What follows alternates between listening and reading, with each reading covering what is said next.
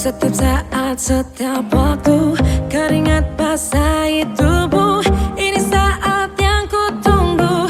Hari ini ku buktikan, ku yakin aku kan menang. Hari ini kan dikenang, semua doaku panjatkan, sejarahku persembahkan. Terus fokus, satu titik, hanya itu, titik itu. Tetap fokus, kita kejar, lampaui batas. Terus fokus, satu titik, hanya itu, titik itu. Tetap fokus, kita kejar, dan raih bintang. Yo yo ayo, yo ayo yo yo ayo, yo ayo yo yo ayo, yo ayo yo yo, oh oh oh, yo yo ayo, yo ayo yo yo ayo, yo ayo. Halo Pak Munif. Halo, ya. Jelas suara saya? Ya, bagaimana kabarnya, sehat? Alhamdulillah sehat ya. Ya, dengan siapa, Mas siapa? Oke, dengan saya Bang Uta, yang insya Allah akan menggantikan Non Zahra, karena tadi Non Zahra memiliki beberapa kendala sinyal.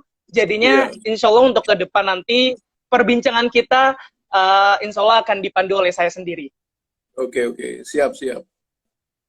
Oke, Bapak, ada beberapa pertanyaan nih dari saya pribadi. Sebenarnya bagaimana sih seharusnya pemerintah menghadapi situasi yang seperti ini, Pak? Apakah memang tetap melanjutkan tahun ajaran baru di bulan Juli atau mundur ke awal tahun 2021?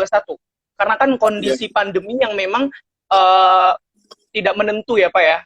Kira-kira bagaimana tanggapan dari Bapak?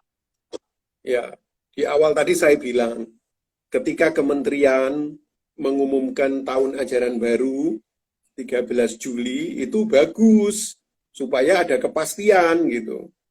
Nah, masalahnya apakah siswa datang ke sekolah atau masih di rumah? Nah, itu melihat kondisi memang sampai sekarang itu belum diputuskan oleh pemerintah.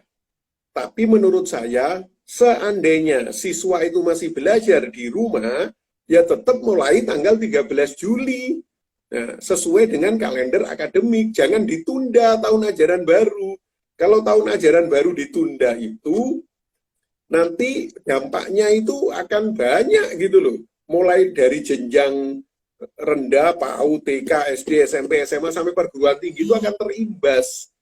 Jadi, tetap aja Juli, cuman pakai home learning. Itu ada usulan, kalau bisa di-freeze. Pendidikan ini di-freeze, stop dulu sampai Januari gitu. Lalu guru-gurunya dilatih untuk menggunakan IT, untuk bisa menggunakan aplikasi-aplikasi daring. Saya pikir ya enggak juga, masa gurunya nggak siap gitu kan? Itu guru mesti harus siap dari berbagai medan, mesti harus siap gitu. Dan sekarang penggunaan aplikasi itu kan sebenarnya adalah asal perangkatnya bagus, available gitu, dan ada jaringan, tidak seperti tadi kan, tidak ada jaringan susah. Saya pikir user friendly sekarang. Pakai apa sih gampang? Anak-anak lebih pinter malah. Guru mestinya gampang gitu, tinggal pencet gitu. User friendly seperti itu. Kalau ada program aplikasi yang sangat ribet penggunaannya, download sampai 10 kali pasti ditinggalkan itu. Jadi user friendly. Jadi menurut saya jangan ditunda tahun ajaran baru itu menjadi Januari. Tetap aja dalam kondisi yang darurat ini, bismillah, dengan kreativitas guru bagaimana pembelajaran dilakukan dengan daring. Seperti itu, Mas. Oke, karena juga kita berpikir bahwasanya sebagai manusia kita adalah makhluk yang mudah beradaptasi dengan segala keadaan ya Pak ya. Jadi harus benar-benar cerdas. Ketika memang keadaan berubah seperti ini, berarti kita harus siap untuk berubah juga dengan segala konsep. Dan benar juga tadi yang dikatakan oleh Pak Munif, ketika memang ada pergerakan atau tidak kesesuaian daripada jadwal akademik, di mana nanti ada diundurnya tahun ajaran baru, maka juga akan mempengaruhi sistem-sistem di dalamnya ya, mulai dari kurikulum, terus juga mulai dari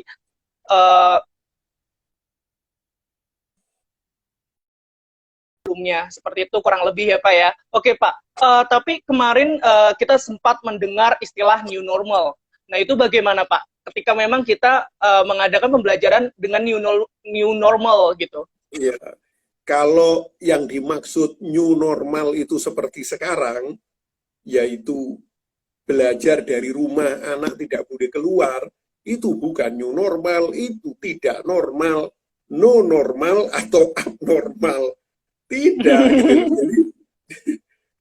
Jadi, mungkin istilah new normal cocok untuk bisnis, cocok untuk kesehatan atau apa, tapi untuk pendidikan, meskipun kita sudah 4.0 ini, revolusi industri 4.0 dengan internet dan lain-lain, tapi pembelajaran itu mestinya tidak seperti ini. Gitu. Distant learning aja untuk kampus, ya, yang di mana di luar negeri, distant learning itu tetap harus ada project. Apalagi sekarang kan blended learning, 50% online, 50% offline. Di atas itu ada distant learning, tetap mahasiswanya diminta membuat project yang harus disetor kepada dosennya atau profesornya. Jadi menurut saya ada gradasinya, apalagi untuk pendidikan anak usia dini, SD itu susah gitu. Jadi dalam pendidikan saya pikir ini kondisi darurat begitu. Nanti ketika pandemi ini selesai itu namanya normal. Normal. Kalau iya, tidak ada yang new, mungkin perilaku new oke lah. Nanti harus pakai sabun, pakai sanitizer. Itu kan protokol, ya kan? Saya sendiri, Mas, beberapa kali ke Jepang, itu di sana sudah jadi habit. Ketika naik kereta, pasti mereka pasang masker, pasang handfree, tidak ada yang bersuara, diam. Yang rame orang kita saja yang masuk ke kereta, wow, kan? Dan tidak pakai masker gitu, kadang-kadang diperingati oleh polisinya. Betul. Kan? Betul banget. Jadi kondisinya normal lah seperti itu. Oke, berarti cuma istilahnya aja ya Pak ya. Sebenarnya juga, apalagi tadi dibandingkan dengan negara Jepang gitu. Oke Pak, apabila memang pemerintah ajaran tahun ini dimundur ke Desember 2020, lalu bagaimana cara orang tua untuk mengisi aktivitas sang anak di rumah, Pak? Otomatis kan harus ada plan B apabila memang plan A ini tidak sesuai seperti yang tadi Bapak sampaikan. Bagaimana cara efektif anak untuk mengisi waktunya? Begini, kalau pemerintah itu mengundur tahun ajaran baru Januari, itu namanya membuat masalah baru. Masalah baru di tengah masalah ya Pak ya? Masalah baru di tengah masalah. Di tengah masalah, ya kan itu. Kan enak energinya fokus saja bagaimana pembelajaran mulai Juli tapi home learning. Kan sudah ada pengalaman 2-3 bulan kemarin. Gitu. Menurut saya, kalau sampai ditunda, di-freeze, lalu pendidikan diserahkan kepada orang tua, satu, orang tua itu juga bekerja, mencari nafkah, ada waktunya juga, meskipun di rumah juga, tapi tetap punya waktu. Nah, dan yang kedua, tidak semua orang tua mampu mengajar. Ilmu pedagogik itu guru saja masih kesulitan sekarang, apalagi orang tua. Jadi, oke lah, orang tua adalah guru pertama anaknya, tapi dalam hal apa? Gitu kan? Dalam hal menasehati kehidupan, dalam hal bagaimana keberagamaannya, itu orang tua punya peran lah di rumah. Tapi kalau sudah masuk ke materi akademis, susah. Apalagi orang tuanya, mama papanya ilmu sosial semua, kena materi kimia, H2SO4 ditambahin H4Cl, ya pusing juga. Nah, ini fakta lah seperti itu. Nah, jadi menurut saya banyak masalah lagi kalau diundur, itu aja lah kesimpulannya. Oke, intinya adalah adapun memang jika kita memberi cara yang efektif, terkadang orang tua pun belum tahu tentang cara mengajar seperti di sekolah seperti apa ya. Dan guru yang ada di Indonesia pun juga yang gurunya langsung itu masih bingung terkadang juga ya Pak ya. Jadi apalagi ketika memang diserahkan kepada orang tua secara penuh.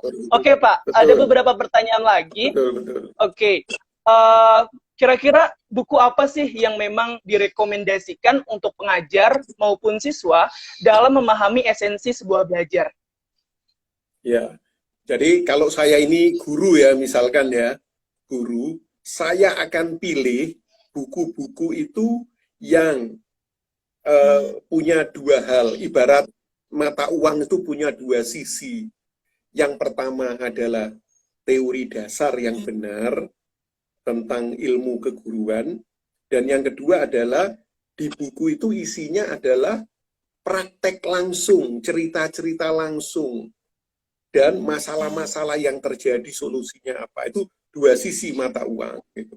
Kalau boleh saya sarankan, yang dekat aja dengan saya, buku saya, Sekolahnya Manusia, dari Semua Anak Bintang. Semua Anak Bintang, Gurunya Manusia, Orang Tuanya Manusia. Karena saya sebagai guru, praktisi yang di kelas, ketemu siswa, ketemu orang tua, itu ternyata teori-teori pendidikan yang kita dapatkan di kampus itu kadang-kadang nggak cocok dengan faktanya. Nah, jadi betul. Jadi itu yang kita jadikan satu. Sebenarnya teorinya yang salah atau bagaimana ini? Nah, sebenarnya teorinya yang salah, tapi pelaksananya itu yang problem. Nah, mungkin buku itulah yang saya sebutkan tadi, Semua Anak Bintang, kemudian Gurunya Manusia, Orang Tuanya Manusia, ya kan? Sekolahnya Manusia, itu saya pikir penting.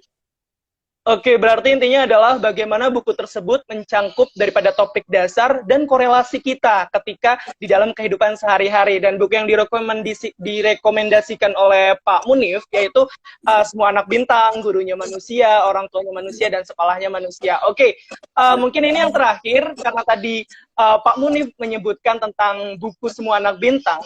Boleh dong ceritakan buku Semua Anak Bintang dan bagaimana sih seharusnya orang tua memposisikan anak agar menjadi spesial?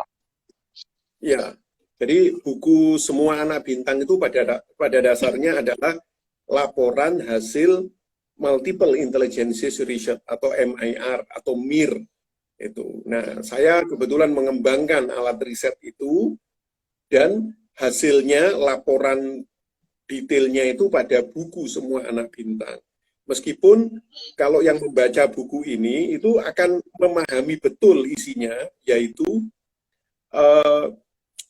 kekuatan kecerdasan anak, dominasi kecerdasan anak dengan konsep teori multiple intelligences. Kan ada 8 kecerdasan itu. Jadi di buku ini ditunjukkan anak-anak kita itu punya kecerdasan yang dominannya dari 8 itu di mana, yang tidak dominannya di mana. Nah, kemudian kalau sudah tahu anak itu punya 8 kecerdasan, terus ngapain? Nah, di buku itu dijelaskan. Nah, ini untuk para neurolog penting juga, dimunculkan gambar-gambar letak klaster otak yang kuat di anak itu. Lalu dari kecerdasan itu bisa ditarik, muncul lagi menjadi sebuah teori gaya belajar, learning style. Jadi dijelaskan di buku ini, kalau ada anak punya kecerdasan linguistik, itu ternyata anak itu punya gaya belajar. Gaya belajar itu mudahnya anak menyerap informasi itu dengan pola-pola linguistik. Kalau ada anak punya kecerdasan interpersonal, maksudnya adalah anak itu gampang nyerap informasi ketika gurunya atau orang tuanya ketika memberikan stimulus itu pola-polanya interpersonal. Nah, dari 8 kecerdasan itu dijelaskan semua di buku itu. Nah, lalu ada lagi metode mengajar, strategi mengajar. Kalau sudah tahu gaya belajar, otomatis guru bisa merancang metodenya cepat gitu loh, untuk satu anak atau komunitas. Nah, jadi kan ada rumus itu, jika gaya mengajar guru sama dengan gaya belajar siswa, tidak adalah pelajaran yang susah gitu. Matematika susah itu kan mitos. Gaya mengajar gurunya nggak sama dengan gaya belajar siswa. Nah, dan yang terakhir adalah di buku itu dijelaskan juga tentang proyek-proyek kreatif yang disarankan untuk orang tua. Nah, kan ini penting ini sekarang. Jadi ada ide-ide dasar gitu dari setiap kecerdasan itu disarankan di situ. Juga jenis-jenis permainan yang disarankan. Nah, supaya anak tidak bosan terus di rumah, saya pikir perlu orang tua punya bekal dan juga anaknya jenis-jenis permainan yang disarankan itu apa saja. Nah, itu semua ada di buku itu, luar biasa, keren gitu. Apalagi pakai ini ya, pakai apa scanner ya, supaya tidak tebal bukunya. Jadi kalau kepingin tahu sebuah permainan itu tinggal ada barcode di situ, di scan aja sama handphone, nah, langsung nyambung ke YouTube. Wah, di situ dijelaskan, oh cara permainan ini seperti itu. Nah, Oke, ini sangat menarik ya bagi saya, karena pun saya memang berlatar belakang sebagai relawan pendidikan. Sebuah metode mengajar itu sangat penting dan sangat mempengaruhi perkembangan daripada siswa ya Pak ya. Membagi karakter sang anak ya, mulai dari pembagian tadi, dari sistem kinerja otaknya, terus juga dari metode dan project-project. Nah, tadi banyak banget bertanya nih bagaimana menjadi guru kreatif, orang tua kreatif. Mungkin sarannya adalah membeli buku Semua Anak Bintang. Gitu ya, Pak ya. Jawaban intinya adalah membeli buku Semua Anak Bintang. Ini recommended banget untuk teman-teman, orang tua, dan guru-guru yang ada di rumah, terlebih di tengah pandemi seperti ini ya, Pak Munif. Oke, Pak Munif. Karena waktu kita sudah cukup lama dan sudah mulai habis, mungkin ada satu pesan terakhir dari Pak Munif untuk teman-teman, guru-guru, dan orang tua yang ada di rumah. Ya, pesan saya, satu, ini musim atau masa darurat, bukan masa normal atau new normal, ini darurat.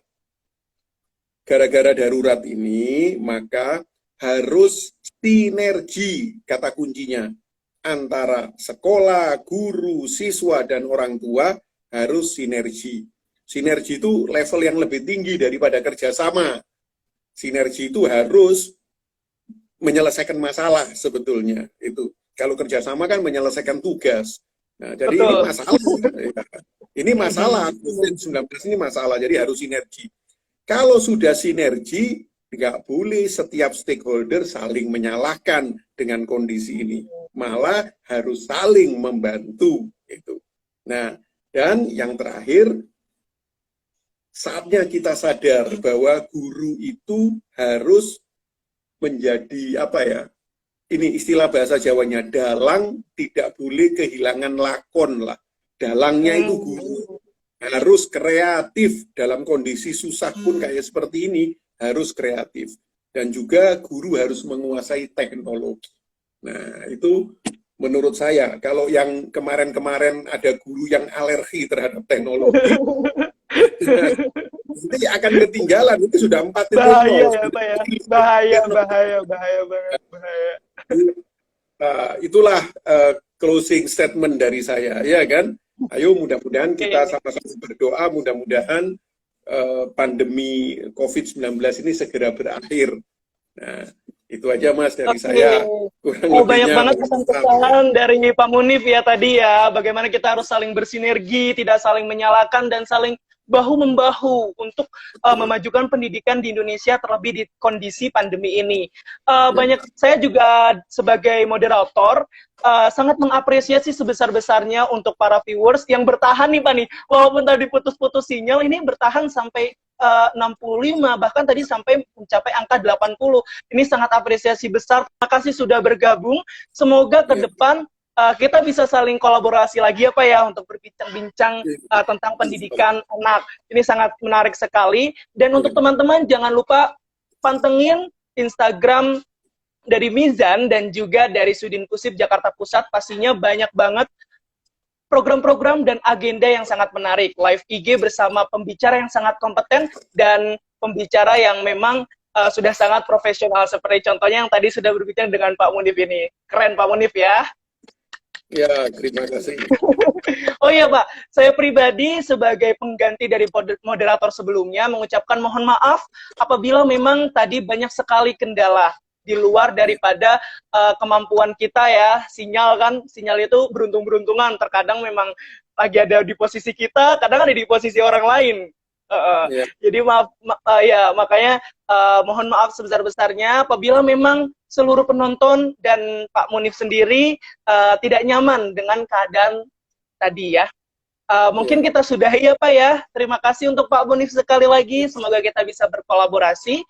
Sampai jumpa di kegiatan kita selanjutnya, di beberapa agenda selanjutnya. Assalamualaikum warahmatullahi wabarakatuh. Waalaikumsalam warahmatullahi wabarakatuh.